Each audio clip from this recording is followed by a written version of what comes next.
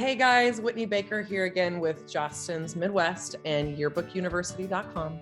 And we're so happy that you joined us again today. Today, I want to talk to you about a really important topic. But first, imagine this.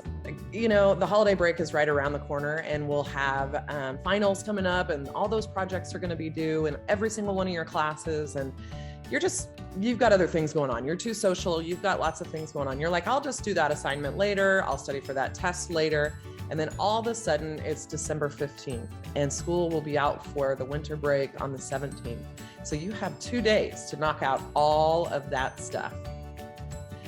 It's crunch time, right? Let's talk about what it looks like for the plant at crunch time during publishing time.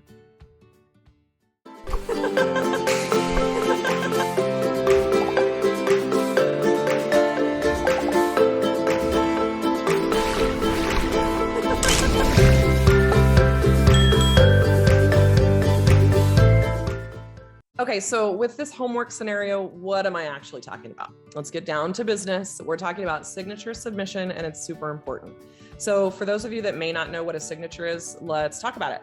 At the plant, rather than printing in spreads, 2-page spreads, we print in big pages of paper that will have 8 pages on one side and then 8 pages on the other. And you'll notice that they're just kind of random page numbers. It's not like 1 through 8 and then 9 through 16.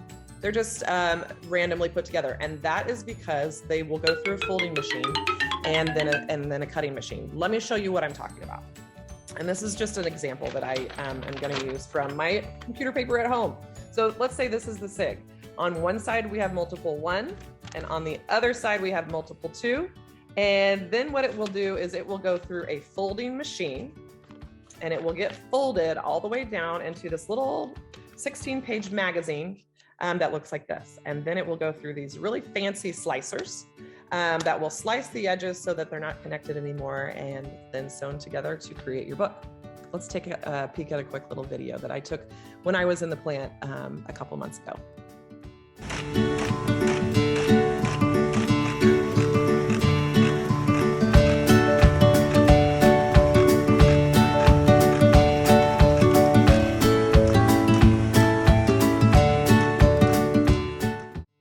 Okay, so why is signature submission so important to the publisher?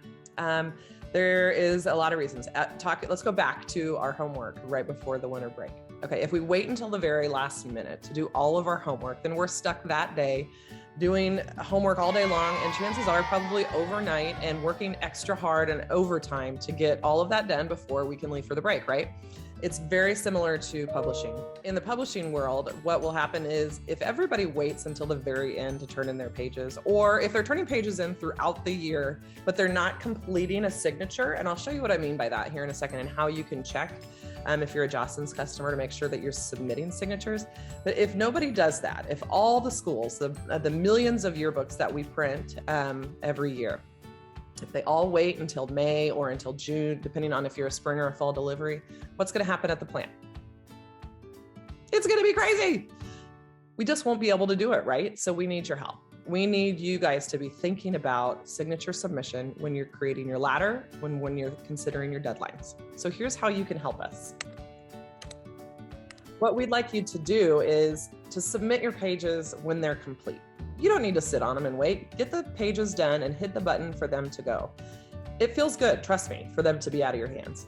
Also, when you're working on your ladder, consider doing a chronological book. That just makes sense, right? Everything goes in order, and then you can turn in chunks of pages, which typically are gonna be your signatures as you go throughout the year. That is really helpful to the plant.